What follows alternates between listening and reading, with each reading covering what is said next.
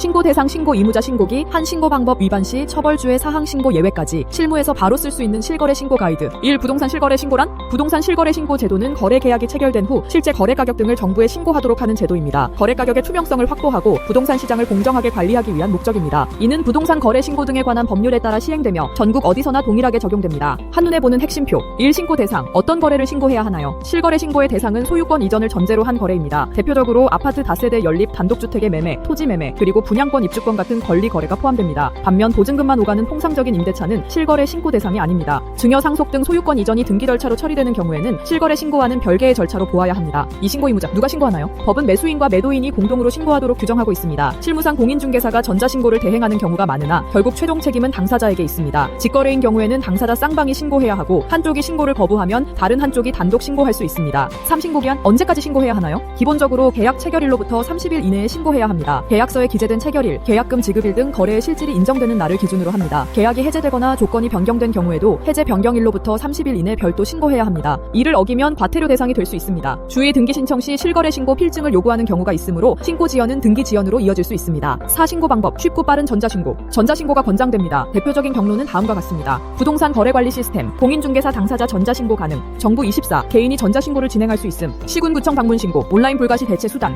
신고 시 기본 제출 서류는 계약서, 주민등록증 또는 법인 서류, 중개수수료 영수증 등이며 전자신고의 경우 파일 업로드로 제출합니다. 신고가 완료되면 부동산 거래 계약 신고 필증이 발급됩니다. 5. 위반 시 처벌. 간단히 끝나지 않습니다. 신고 의무를 위반하면 다음 같은 불이익이 있습니다. 미신고 지연 신고, 500만 원 이하 과태료, 허위 신고, 3천만 원 이하 과태료 및 행정처분. 실거래가를 낮춰 신고하면 조세 포탈로 국세청 조사가 따라올 수 있음. 국토교통부와 국세청은 실거래 자료와 등기 세무 자료를 상호 대조하기 때문에 허위 신고 적발률이 높습니다. 고의적 허위 신고는 형사처벌로 이어질 가능성도 있습니다. 6주의 사항. 실무에서 자주 발생하는 실수. 계약서상의 거래 금액과 실제 지급액이 다른 경우 정확한 금액을 신고하세요. 계약 해제 변경을 신고하지 않는 경우 계약이 무효화돼도 별도 신고 필요. 신고 후 등기 정보와 불일치하면 등기 신청이 반려될 수 있음. 공인중개사를 통해 신고하더라도 최종 책임은 당사자에게 있어요. 실신고 예외. 모든 거래가 신고 대상은 아닙니다. 다음과 같은 거래는 실거래 신고 대상에서 제외되거나 예외로 취급됩니다. 법원 경매 공매로 취득한 경우, 국가 지방자치단체 간의 직접 매매, 신탁재산의 수탁자가 이전받는 경우, 회사 내 자산이 전등 특수관계자 간 거래, 예외에 해당하는지 불확실할 때는 관할 시군구청 또는 공인중개사와 미리 확인하는 것이 안전합니다. 이상으로 부동산 실거래가 신고에 대해 알아봤습니다.